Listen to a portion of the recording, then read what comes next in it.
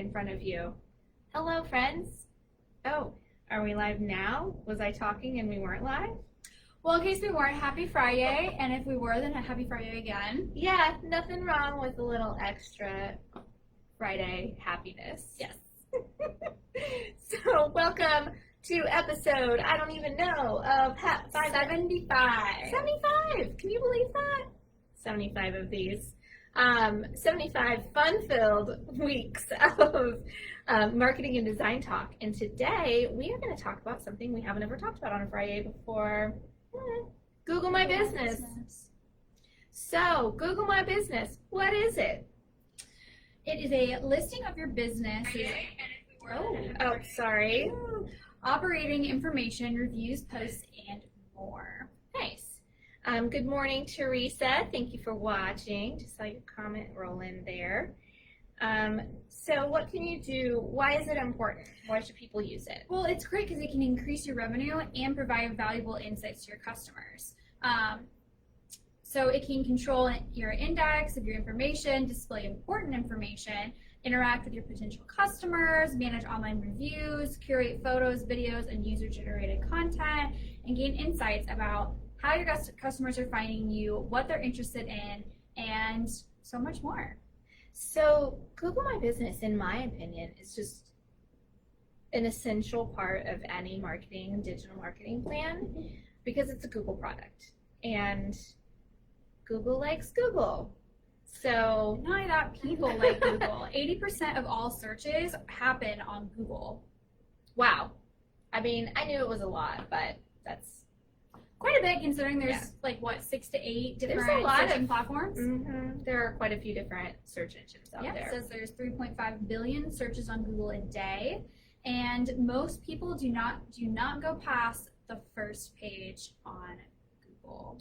So if you don't have your Google My Business listing claimed for your business, or you're starting a new business, do we want to explain a little bit like what that looks like?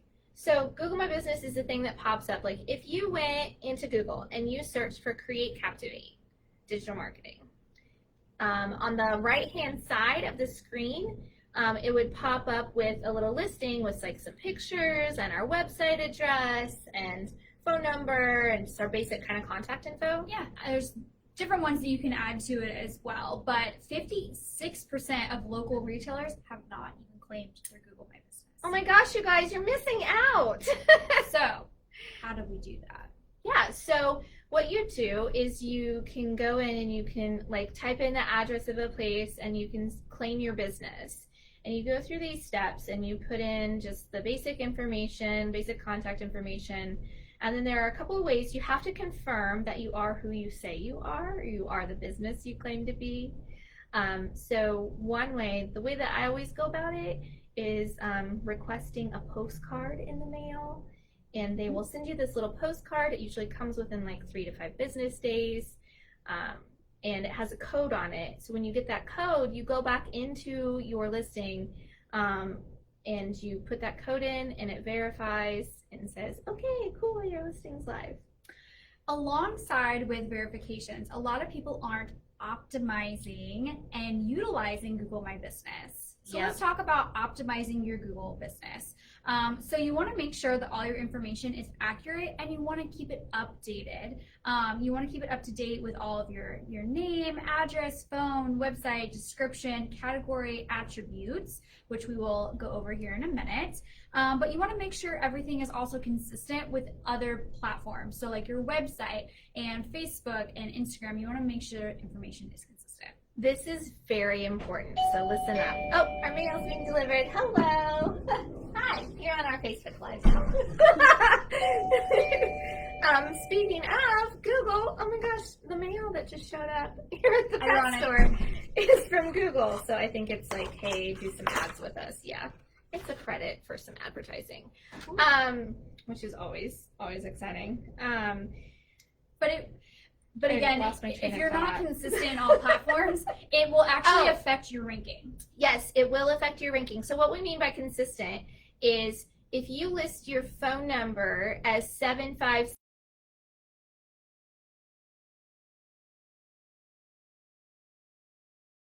that way with those dashes, in every place online.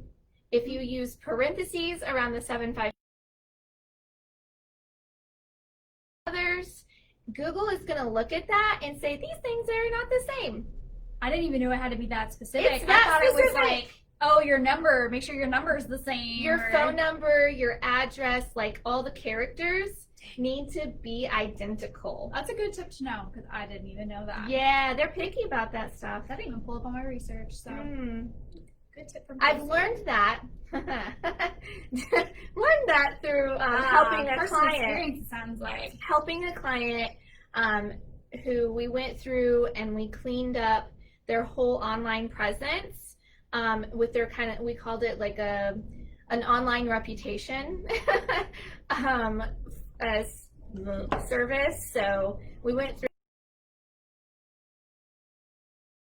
it online and we made all of those things match so that they would rise in search rankings. There we go. Yeah. Yeah. But where will all of this information be indexed at when you put it in for your Google My Business? It will be available for 3 different places. So in Google searches, Google Maps, and Google+. So what is next after all of that? You want to make sure your business category and company attributes are fully optimized. So what does this mean? So this is going to take a little bit of work up front, and this is where you're going to work on like keyword strategy and make sure that you're coming up for words and phrases as people are searching for them. So whether it's they're typing things in or they're doing voice search or voice texting or whatever, you need to make sure that your keywords are right. And you have to make sure that they accurately describe your business. For instance, if you're a nail salon and you put cosmetology, wow, words are hard today. We're both like struggling over Google here. will actually punish you for that. It will not help at all. It can negatively affect your things. They want you to be upfront, honest, and not picking one that does not provide information about your business. Yeah, so the next step is to think about your attributes. These are what allow your business to kind of expand the capabilities of attracting customers. So these are things like you can put in, does your restaurant have patio or bar seating? Are you kid friendly? Do you offer to go, curbside, delivery? What are the different attributes and options?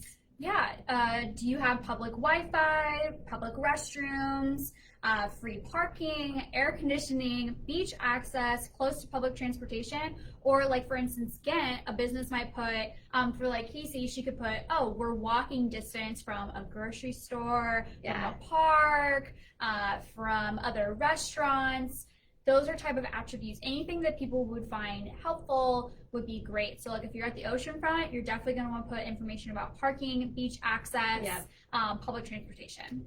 Yeah, so these are just things that are going to help you show up in searches when people are searching for those different, like kid-friendly restaurants. That's a thing that people search for. So dog friendly? Are you dog friendly? Yeah, these are just kind of the cues that give Google the information it needs to help you show up in those searches. Yeah, and then the next thing that's closely related as well to attributes is then your products and services. So obviously if you're a restaurant, you're going to put in, that you serve breakfast, lunch, dinner. Do you have a happy hour? Versus like Casey's going to put her dog, cat products and services that she would offer. So like for Create Captivate, we put our services. Yep.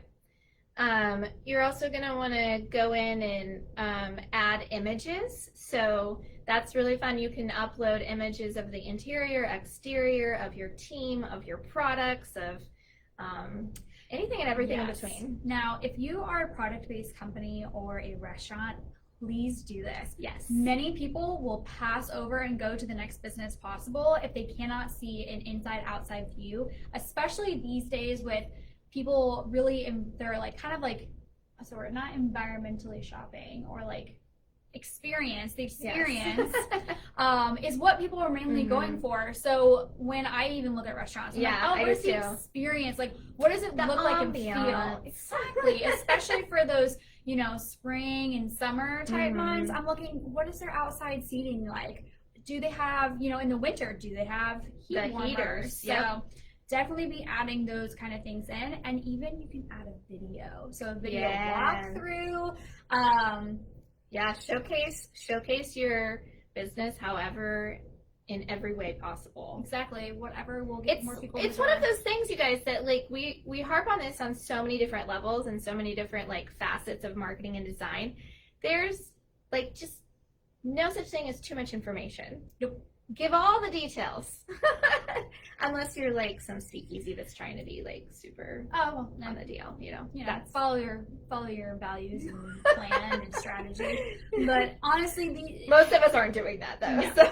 But some of those things are something you can easily do even like on a Saturday morning while your kids are watching a TV show or over breakfast. They don't take days. They take maybe like an hour, a couple of hours at very most, sometimes 30 minutes. Yeah, and just so what I do with our businesses and our clients on Google My Business, I just occasionally go in and share a few new photos every once in a while, just upload something new, just kind of regularly, so that it's always fresh. And so when you're coming up in those searches, people are seeing the latest photo, and they're seeing that they're still going. They're still open. That's still a big one. Too. Like we don't want a picture from 2005 on your Google My Business. But let's talk about reviews. Okay. Yeah. So reviews are a part of Google My Business, and you can do a few different things with your reviews through this program. You can respond to your reviews, which you should, and you should always do, no matter if they're good or bad. Now, when we're talking about bad reviews, this question comes up on a regular basis when we talk about reviews. What do I do? What do I do with a bad one? We've done a FriYAY on this, so yes. Go back through our FriYAY playlist and look for that video. But how do we look at bad reviews? I think they're an opportunity to show what a kind, compassionate, professional company you're running. It shows how you handle customer support. It shows how you're going to respond and handle and solve a problem. So they're a great opportunity. Now, if you're having them all the time, you might want to, reevaluate, but retrain. Yeah, everyone is going to have their own ideal. So most businesses are going to have one or two pop up every once in a while. Yeah. Now, when we say to keep an eye on reviews, this is why. Keep looking at it. Wow. So that there's so when many you have good, one that pops up, right? Now you're just making it worse. Now I'm stumbling over my words. But keep an eye on it, because that way when one of these bad reviews comes into play, you can quickly respond, solve your problem, and also we have a FriYAY in your strategy. Make sure you have a plan for when you have those bad reviews. For like a crisis kind of, like a PR crisis kind of situation, you should know exactly how you handle these negative situations. Handle them efficiently, handle them correctly. Knock it out and move on. Positively. Yep. There's also a messaging system. Yes, there is. Google My Business. And this is something that I think is really valuable, and we're going to tell you why. First of all, studies show that 90% of customers do not want to call a business. They would rather send a message. I am that person. I'm in that category. Guilty. Like, please don't make me call you. Well, because it's twofold. It's like, one, I don't know if I'm in the mood to talk. Obviously, I can't talk, so. When are you not in the mood to talk? Well, that's a good point. But, I don't know, if I'm doing things, I don't know if I want to, wait for, customers, I don't know. I feel more comfortable, so I kind of just, I struggle with wanting to call somewhere and am I going to get great customer service? Am I going to sound dumb? Do I know what I'm talking about? Am I going to wait a really long time? Yeah, I'd rather just send you a message and I can look at it on my own time. You can look at it on your time. It's all I think so much these days too, we're all multitasking to the max. So sending a simple message really quickly and typing, in 20 seconds, and doing other things while you're waiting for the response is much more, I feel like, the modern American way. Not for everyone. Call if you can, but but this isn't. So the messaging feature isn't automatically activated within your Google My Business. You have to go in and activate it. So to do that, you have to go in, and there's a there's an option in there that says something about unlocking for customers to ask questions. So you just go in and you like unlock that, and then they can ask questions via text, and it will go into your Google My Business inbox. So here's the thing with that though. You're going to want to pick a number of a person that obviously is going to be able to respond. Yep. But if you don't want to use a personal number, you can use What, a Google Voice? No? Don't you use Google? Yeah, I do. Yeah, what's it called? What's the app called? What? It's Google Alio, or the one that you have is, what is it? Just Google Voice. There Yeah. you go. Wow, wasn't that a fun challenge? All right, let's talk about Google Posts. Woohoo! So Google Posts is also a new feature that allows you to share content about your business. Here's the only thing about these. They do disappear. So they are for 7 days at the very most, but you can cut them shorter. So we recommend maybe if you have a sale or a promotion going on or an event to focus on that then. Yeah, you could even, though, highlight a new product. You just have to keep in mind that it does go away, but highlight a new product, share an award, any updates in your company, like, did you make a new hire? Did someone get promoted? Is it somebody's birthday? You know, all kinds of fun stuff. Are you going to come in and paint the room? Do you have a new service? Do you, I don't know. Yeah. And you can use text, photos, GIFs, and call to action buttons. So definitely utilize call to action buttons if you can. That's a big one. Absolutely. So the next one. The next part is asking and answering questions. So you can set this up and you can have like commonly asked questions, like FAQs kind of set up. Anything to make it easier on the customer. So this way they don't have to use the messaging tool or call you or email you. They can hopefully see some FAQs and anything they can't, I believe they can leave a question as well. Yeah. So, but you have to keep an eye on this because there can be inaccurate information. So there isn't yet a way for you to block or only be the one that posts on there. Other people can answer the question of the person for you. So you got to keep it close eye because there can be inaccurate information, someone not handling something well, and maybe the customer then thinking that they were in response for you. So the way to combat this is to set up alerts. Just make sure that you're getting alerts when these questions are being dropped in and that you're paying attention to those notifications. Yes. And then like anything that's beautiful on social media, let's track the insights and progress. Yes. Let's look at that data. We love some data around here. We also love when there are built-in tools. So there are built-in tools. Yeah, so the analytics built into Google My Business can tell you how customers are finding you, whether it's through a Google search or you're showing up on a map or any other way, whether it's a referral from social media or whatever it might be, what actions they're taking on your listing. So if they are clicking the directions button or browsing through your photo galleries or pressing the phone number and calling you from there, you can see all of that. Right, and there's two different types of ways that they're tracking. Is it direct or discovery? How are they finding you? So direct is using a business name or an address to specifically find you. So for instance, if at church someone mentioned Pausnickety, I would type in Pausnickety.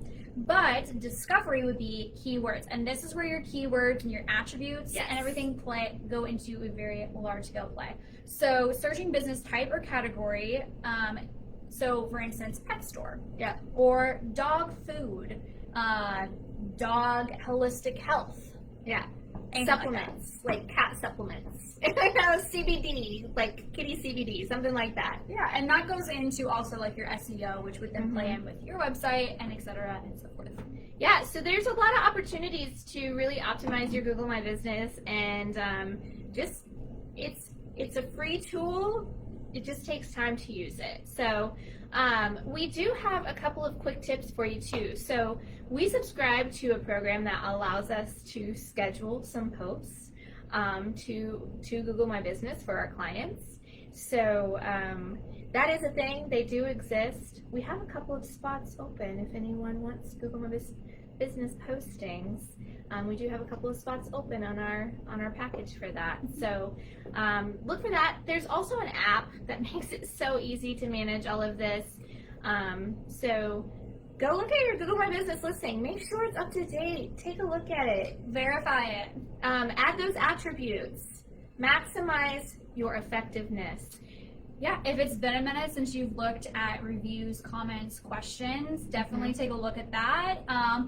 Sometimes when life gets so busy, we forget to do those small, minute things. Yep. So putting it in your scheduling, like maybe once a week, once a month, maybe starting out. Once a month is Put good. it on there. Yeah, just start small and grow from there. Yeah. Like get into a routine or a habit of it, and then slowly increase your commitment to it as you get more accustomed.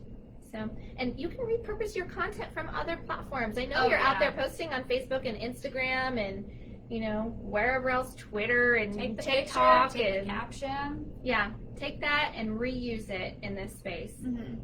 It'll be worth it, I promise. Yes. All right, guys. If you don't have any questions, my mom's watching. Hi, Mom. If you don't have any questions, then we will see you next week for another fun-filled FriYAY. Have a lovely weekend, and let us know. Let us know what else you want to learn about. Oh, shameless self-promotion. I'm teaching a workshop if anyone's interested. The first Stride workshop of the year for Retail Alliance in Norfolk next Tuesday. You can go to retailalliance.com and then click on their events calendar and see what that's all about. But it's all about auditing your web presence. So I'm going to tell you how to perform an audit of your full web presence and then how to fix some issues that might come up along the way.